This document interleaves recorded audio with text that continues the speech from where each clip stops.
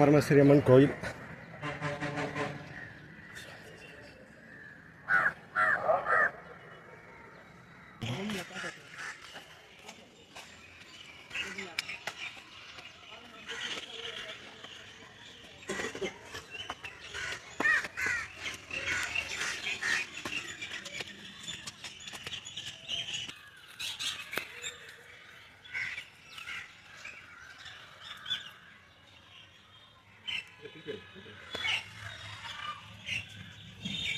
கம்பிக்கிறாரா? நல்லா இல்லை, நீங்கள் அப்படி ஒன்று கேமரா அப்படி ஆ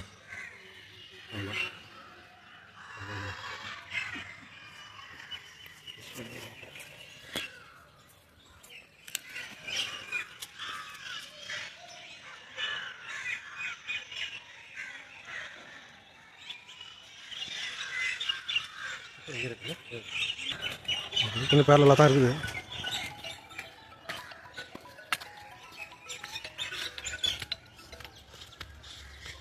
என்ன சொன்னா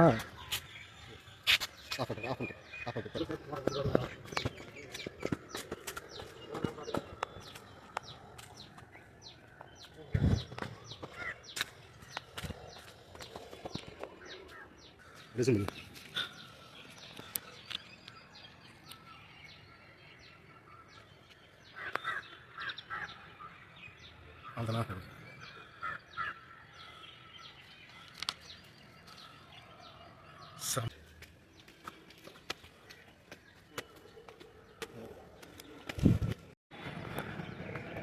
திருவண்ணாமலை மாவட்டம் போலூர் தாலுக்கா படைவீடு ஸ்ரீ ரேணுகாதேவி ஆலயம். இந்த கீழே இருக்குது பாருங்கள், இதுதான் ரேணுகாம்பாள் கோவில். இந்த கோவிலை சுற்றி இருக்கிற கிராமம்.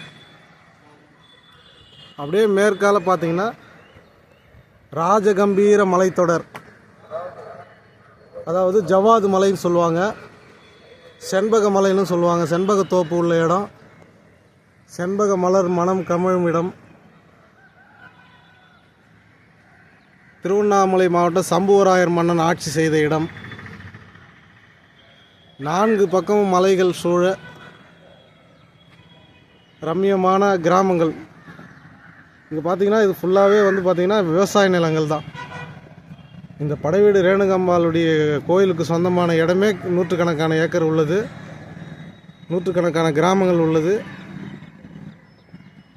100க்கும் மேற்பட்ட கோயில்கள் உள்ள இடம், மிகவும் புனிதமான இடம்.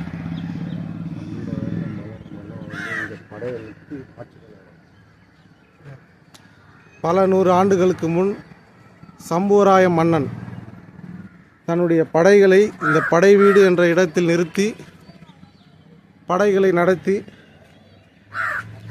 ஆட்சி செய்த இடம் இந்த திருவண்ணாமலை மாவட்டம் படைவீடு கிராமம். படைகள் நிறுத்தி ஆட்சி புரிந்த படைவீடு.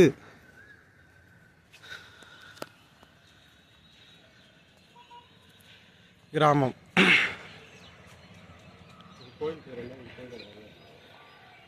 இந்த இடம் பார்த்திங்கன்னா படைவீடு கோயிலுக்கு வாகனம் நிறுத்தும் இடம். இது ஆறு பக்கத்தில். இந்த கமண்டல நாகநதி கரையில் தான் இந்த அம்மா இங்கே இருக்காங்க. இந்த ரேணுகாம்பாளுக்குன்னு ஒரு தனி சரித்திரமே இருக்குது. அந்த சரித்திரம் உண்மையாக நடந்தது. இது வரலாறு. இது இந்த படைவீடு ரேணுகாம்பாள் கோயிலுக்கு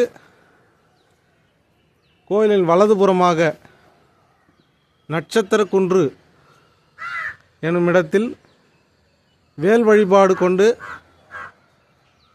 போகர் பெருமான் பழனி மலையில் பழனி ஆண்டவர் சிலை செய்ய போகர் பெருமான் இங்கிருந்து நவபாஷாணங்களில் ஒரு பாஷாணம் இங்கு தயார் செய்து கொண்டு சென்றதாக வரலாறு கூறுகிறது. அப்பேற்பட்ட இந்த வேல் வழிபாடு மிக்க இந்த தலம் படைவீடு ரேணுகாம்பாள் கோயிலுக்கு அருகில்.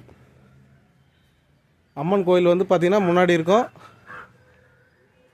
கோபுரத்துலேருந்து பார்த்தோம்னா வலது பக்கம் ஒரு சின்னதாக ஒரு மலை குன்று. இந்த குன்று மேலே தான் இந்த வேல் வழிபாடு உள்ள முருகன் ஆலயம் மிகவும் பிரசித்தி பெற்றது. இப்போ இந்த கோயில் மூடி இருக்கிறதுனால ஜன்னல் வழியாக நான் உள்ளே இதை காமிக்கிறேன். எப்படி எடுத்தாங்கன்றதை சொல்கிறேன். சொன்னார்.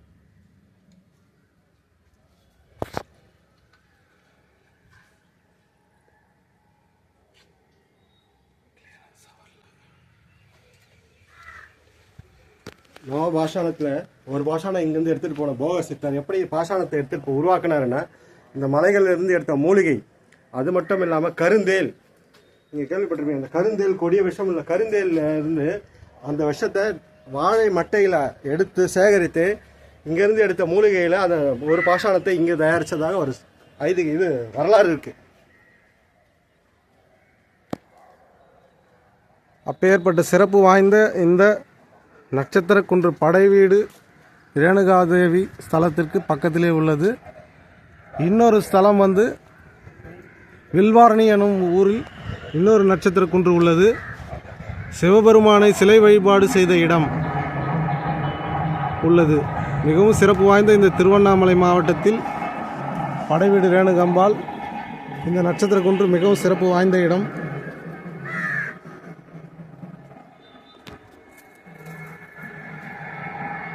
ஆரணிலிருந்து 20 கிலோமீட்டர், திருவண்ணாமலையிலிருந்து 48 இல்லை 50 கிலோமீட்டர் வரும்.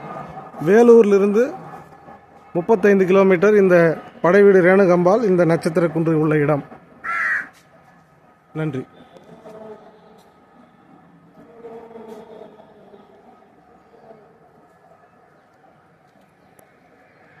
இது தெரியுது பாருங்கள் ராஜகோபுரம்.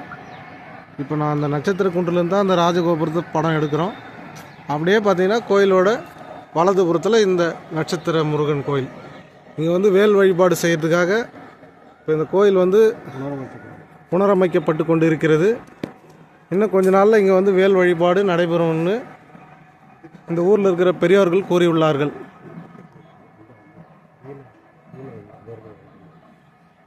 இந்த நட்சத்திரக்குன்று முருகர் கோயிலுக்கு அப்படியே நேர் எதிரில் பார்த்தீங்கன்னா இங்கே பீமலிங்கம் அப்படின்னு சொல்லிட்டு எதிர்த்தாப்பில் ஒரு சின்ன மலை இருக்குது. அந்த மலையில் பார்த்தீங்கன்னா பீமலிங்கம் அப்படின்னு சொல்லிட்டு கிட்டத்தட்ட ஒரு 15-20 அடி உயரத்தில் இந்த பீமலிங்கம் அங்கே உள்ளது. நீங்கள் இந்த ரேணுகாம்பாள் கோயில் தரிசனம் பண்ண வரும்போது சின்ன ஆறு இருக்கும். அந்த ஆற்றுக்கு முன்னாடியே இந்த பீமலிங்கம் இருக்குது. மலை மேலே ஒரு 2 நிமிடம் இல்லை 5 நிமிடத்தில் அந்த மலையை அடைந்து விடலாம். மேலே சென்றால் அந்த பீமலிங்கத்தை தரிசனம் காணலாம். இந்த மலை வந்து வெள்ளி மலை அப்படின்னு சொல்லுவாங்க. இந்த மலையில் வந்து வெள்ளி கொடி ஓடிட்டு இருக்குதுன்னு பெரியவர்கள் சொல்லுவாங்க. இது பேர் வெள்ளி மலை. அதனுடைய தொடர்ச்சியாக தான் இந்த ஜவ்வாது மலையின் தொடர்ச்சி தான் இந்த வெள்ளி மலை.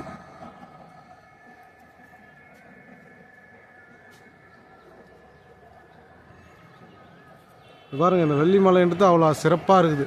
இந்த மலைக்கு ஒரு தனி சிறப்பு உண்டு. இந்த மலையில் வந்து வெங்கல ஜுனை என்று ஒரு ஜுனை உள்ளது. அங்கே ரேணுகாம்பாள் கோயில் உள்ளது. அங்கே போனோம் அப்படின்னா 4 மணி நேரம் மலை ஏற வேண்டும். மலை பாதை, ரோடு வசதி கிடையாது, கரண்ட் வசதி கிடையாதுங்க. 4 மணி நேரம் பயணம் செய்தால் அந்த மலை அடைந்து அந்த வெங்கல ஜுனையை காணலாம். இங்கிருந்து ஒரு 5 கிலோமீட்டர் தொலைவில் கைலாசநாதர் கோவில் உள்ளது. இந்த கைலாசநாதர் கோவிலில் மிகவும் பிரசித்தி பெற்ற சிவன் பார்வதி சிலை வழிபாடு இப்போது புனரமைப்பு செய்யப்பட்டு கொண்டிருக்கிறது. இன்னும் ஓரிரு வருடங்களில் அது கும்பாபிஷேகம் நடைபெறும். அங்கிருந்து ஒரு 2 கிலோமீட்டர் தொலைவில் கணேசபுரம் என்ற இடத்தில் எங்கும் காண முடியாத அளவிற்கு மிகப்பெரிய விநாயகர் சிலை உள்ளது. மிகவும் சக்தி வாய்ந்த விநாயகர். அந்த விநாயகர் சிலையை அடுத்த வீடியோவில் காணலாம்.